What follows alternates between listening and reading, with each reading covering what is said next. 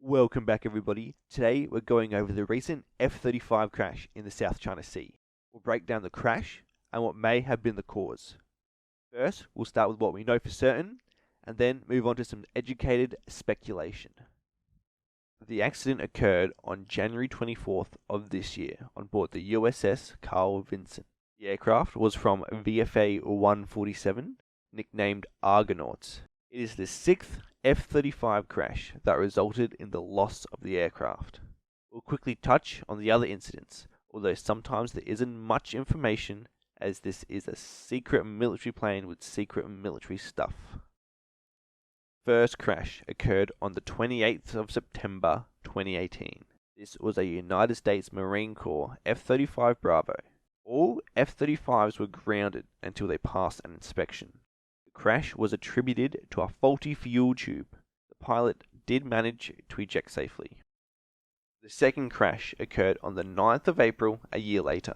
Japanese Air Self-Defense Force F-35 Alpha from Misawa Air Base disappeared off radar somewhere around here, about 135 kilometers off the coast of Japan. Aircraft debris and the pilot's body were eventually found and recovered.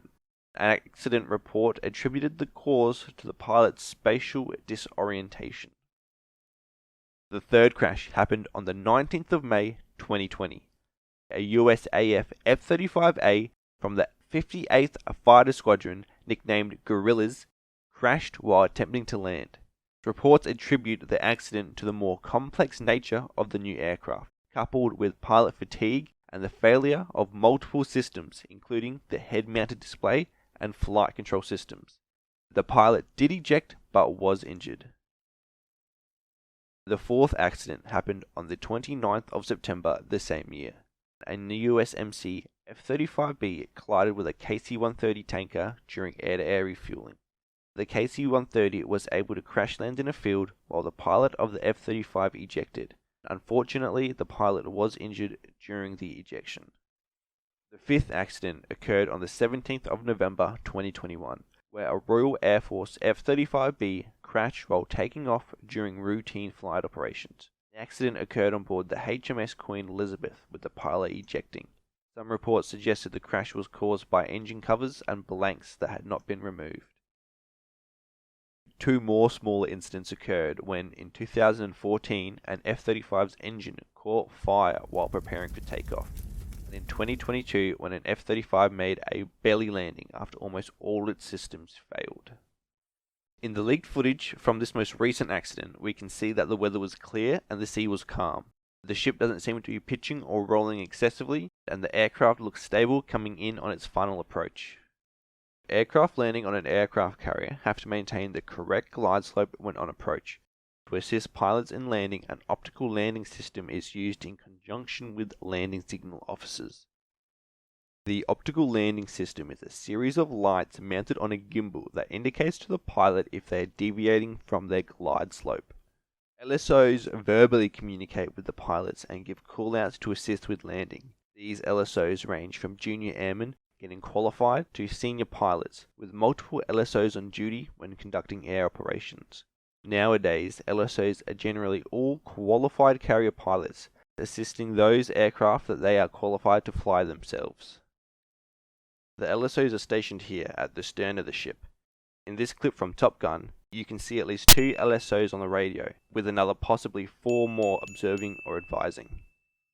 In the leaked footage, the LSOs can be heard making calls to the F-35 to wave off and burn just before impact. You can hear the LSO's call wave off before you can hear the aircraft's engines throttle up.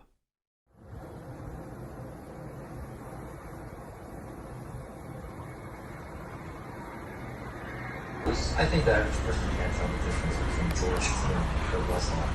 If I was taking action, they're not going to. If it's this obvious, they'll start with the action. Like in the net. I agree. If we're going down this road again, it better be a bullet. 615 tower. Still, she couldn't be a bullet. We got emergency aircraft for pilot.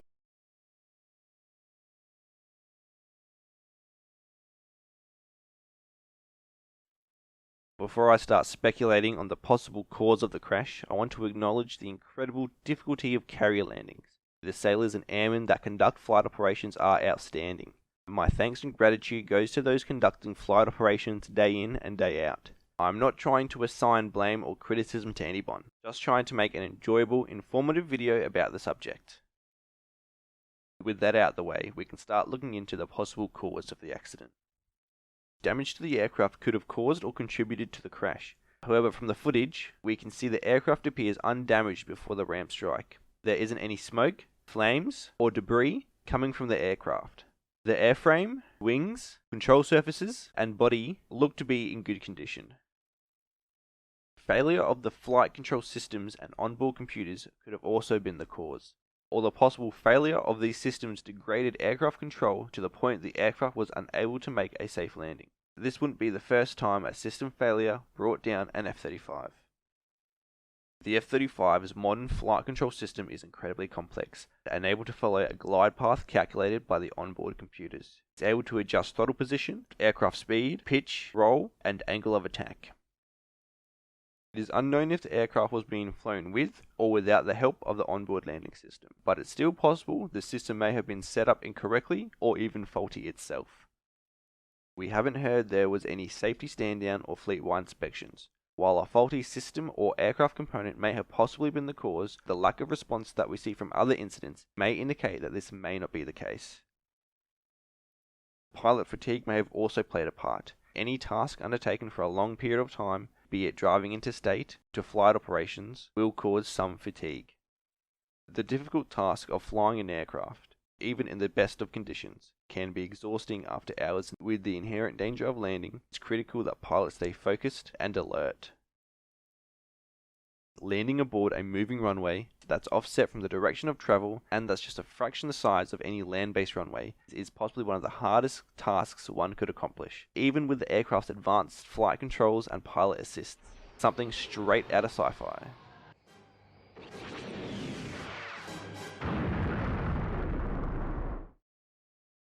This could just be bad luck or the perfect storm, with a number of smaller conditions coming together to allow this accident to occur. Whatever the cause may be, accidents on aircraft carriers have always been a major risk. Even when all things are going well, there is still an inherent danger of something going sideways. This isn't the first crash to happen on an aircraft carrier, and it sure won't be the last. We will keep an eye out for any official investigation into the crash or the leaked footage. While we're all happy that no one was killed, we still pray for a speedy recovery for those 8 individuals that were injured in the accident. Finally, I'd like to address a comment from my previous video, which said that this wasn't the first F-35 crash, and that is true. There have been other, previous accidents involving the A and B variants. I did specify this was the first crash for the C variant. The Charlie variant has larger wings and fuel tanks. It also features beefed up landing gear and a resting hook. Well, that wraps things up, folks. Feel free to like, comment, and subscribe to stay up to date. We'll be releasing an F-35 breakdown in the coming weeks, so stay tuned. Hope you'll have a fantastic day or night.